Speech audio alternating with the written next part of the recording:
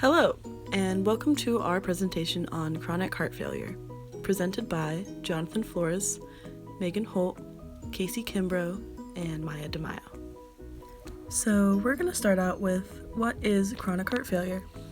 Chronic heart failure, sometimes known as congestive heart failure, is a progressive condition in which the myocardium isn't able to pump enough blood throughout the body due to a low stroke volume and cannot meet the body's oxygen needs.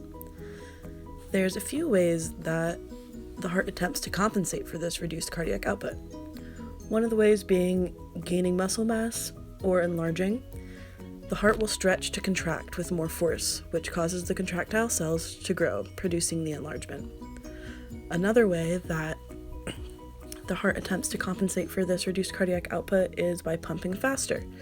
This will increase the cardiac output, but it's a very short-term solution as this can lead to other complications. There's a couple types of chronic heart failure, which include right-sided and left-sided chronic heart failure, and those can be further classified as systolic or diastolic chronic heart failure. Right-sided chronic heart failure is when the right ventricle is struggling to pump enough blood to the lungs. This can lead to the fluid buildup in the abdomen and lower extremities.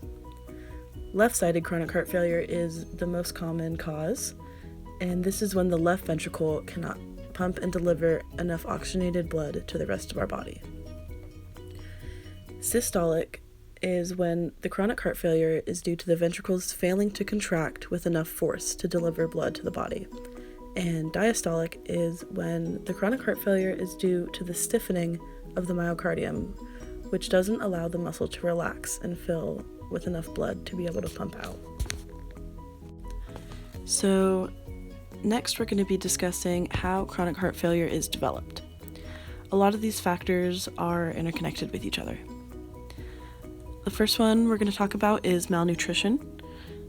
This leads to a surplus of caloric intake, which will lead to unhealthy weight gain, and a potential for plaque buildup and blocked arteries due to processed foods and other unhealthy eating habits.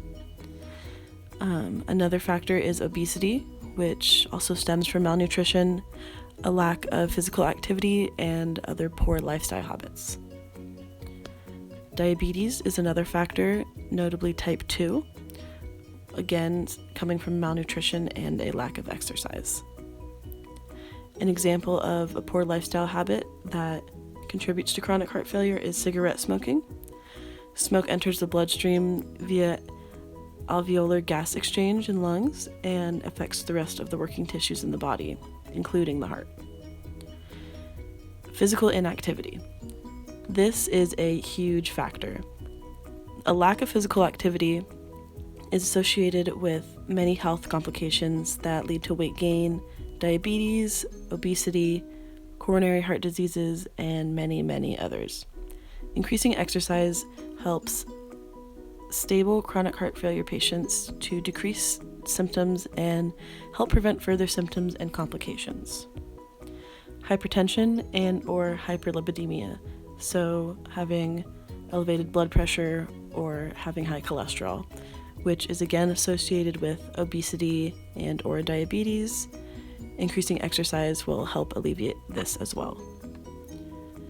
Myocardial infarction or ischemia. Heart attacks and complications are noticeably caused by physical inactivity or genetic factors.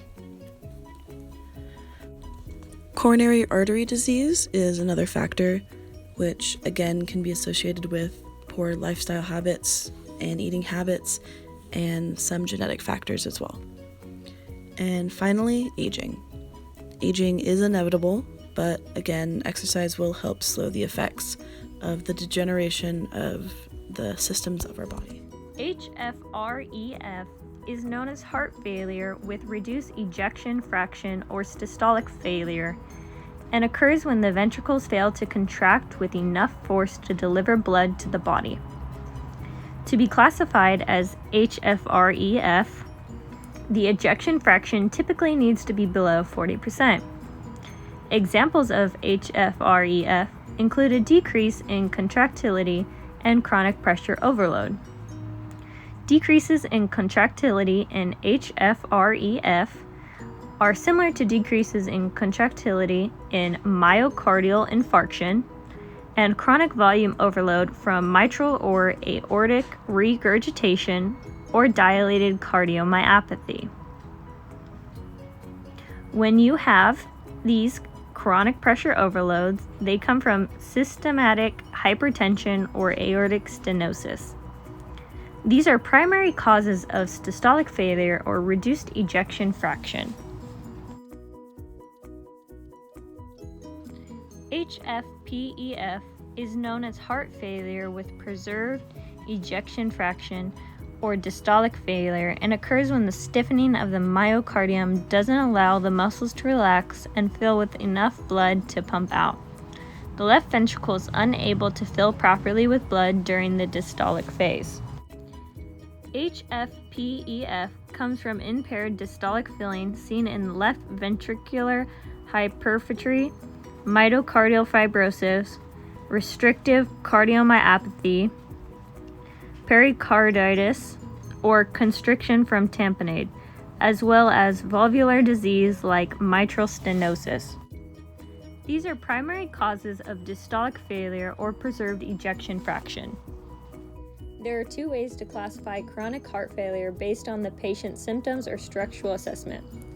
Developed by the New York Heart Association, Class 1 is that there are no physical limitations to physical activity, and regular physical activity does not cause symptoms of heart failure to arise.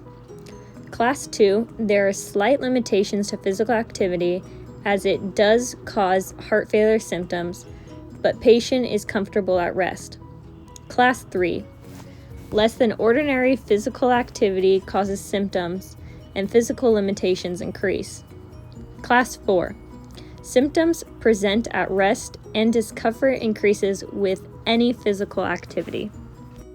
Developed by the ACC and AHA. Stage A, no structural damage and no symptoms of heart failure present, but at a very high risk due to lifestyle and genetics. Stage B, minimum evidence of structural damage but no symptoms of physical activity.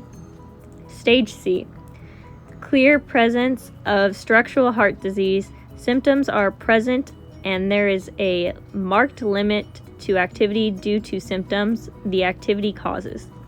Stage D, evidence of severe structural damage, symptoms at rest, and include extreme limitations on physical activity. So what are the effects on exercise response in people with chronic heart failure?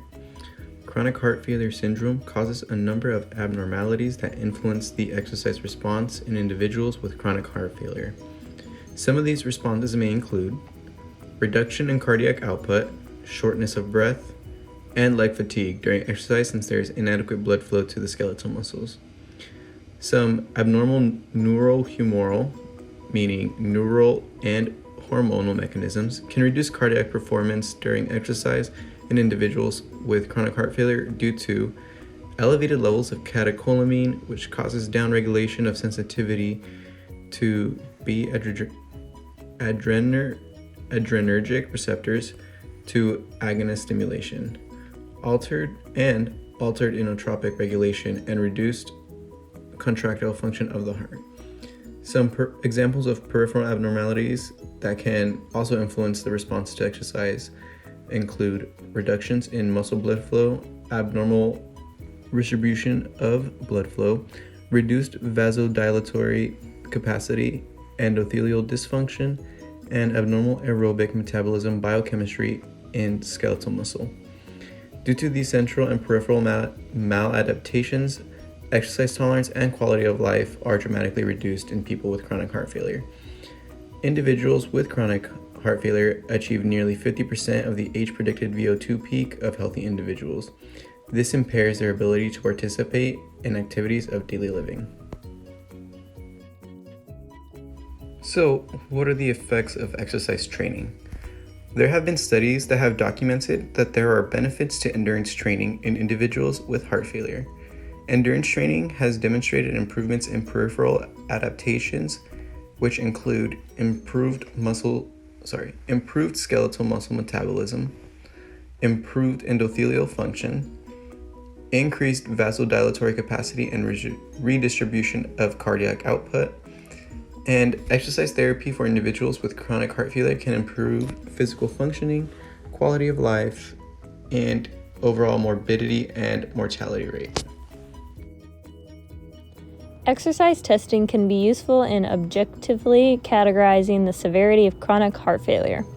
The standard ECG usually offers little insight, and exercise tolerance be more appropriately characterized by using these methods: respiratory gas exchange response to exercise, quantification of work capacity, identification of pathophysiological abnormalities. Exercise capacity measured by respired gas exchange techniques accurately quantifies functional limitations, identifies ventilatory abnormalities, and helps optimize risk stratification in persons with chronic heart failure. It is important to know that exercise can cause a drop in ejection fraction, stroke volume, or both, as well as exertional hypertension. These are considerations related to exercise testing. Symptoms are frequently observed greater than 5 METs. Lower level, moderately incremented, individualized protocols recommended. Unstable or acutely decompensated chronic heart failure is contraindicated. Respiratory gas exchange measurements, including VO2 peak, VT, VE/VCO2 slope, increased precision, and risk stratification, and permit assessment of breathing efficiency and patterns. 6-minute walk tests supplement the grade exercise tests, but are not a surrogate for measured respired gas analysis. ECG should be monitored during testing. Exertional hypertension, clinically significant dysrhythmias, and chronotropic incompetence may occur in chronic heart failure. Test endpoints should focus on symptoms, hemodynamic responses, and standard clinical indications for stopping, not a target heart rate. Okay, so now that we've talked about the effects of exercise response in patients with chronic heart failure, we can talk about testing recommendations for them. So the textbook states that an ECG, EKG doesn't really offer too much information on the intensity of an individual's condition with this.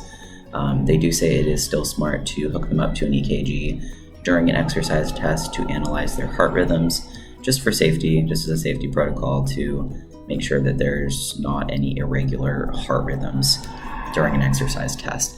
It's also important to look at respiratory gas exchange ratio, quantity of work capacity, and just a basic ID of pathophysiological abnormalities or symptoms during exercise testing. All of our articles and our textbook highly recommends for chronic heart failure patients to engage in regular aerobic exercise. It's shown to decrease symptoms and help in prevention of further complications with chronic heart failure, whatever other underlying symptoms or diseases that may come with that patient to patient. It's also important to note exercise testing is recommended for chronic heart failure patients that have a stable condition. If the condition is unstable, it may not be appropriate to undergo intensive exercise or moderate intensive exercise testing. So, with that being said, for stable patients, exercise has the potential to lower ejection fraction, stroke volume, and exertional hypotension, low blood pressure. So, keep the exercise under 5 METs, low level intensity, and then slowly increasing as they go, especially if they have a low exercise tolerance. Make sure the plan is highly individualized as to avoid injury and avoid further complications. Again, measure that respiratory gas exchange ratio, ventilatory threshold, VO2 peak. The 6-minute walk test is a great one for these patients. It is lower in intensity, but they'll get their heart rate up. And then last note here, the test endpoint should not be a target heart rate. You should be analyzing hemodynamic responses, blood profiles, and symptoms during exercise if they have any. And then on the right-hand side here, considerations, our textbook outlined this very well in a table. Considerations during exercise testing include blood pressure, heart rate, oxygen consumption, ventricular and atrial arrhythmias, bundle branch block, left ventricular hypertrophy, and exercise intolerance that I've already touched on. So basically, low blood pressure could be because of the left ventricular dysfunction, diastolic or systolic. Heart rate, some patients are on beta blockers. They talked about this on, bundle branch block. If you have a pacemaker, that could be of an extra concern there. And then heart rate as well. Some patients have a decreased heart rate because of their beta blockers. Basically, if you don't have beta blockers, you should reach up to 80% or more of your max heart rate during an exercise test. If you are on beta blockers, it'll be about 62% or more. And then the EKG is important to watch for those arrhythmias in the atria or the ventricles. Same thing with the branch blockers. Those are kind of the big things to watch out for during an exercise test. And it's a good idea to end the test if there are any ventricular or atrial arrhythmias noted.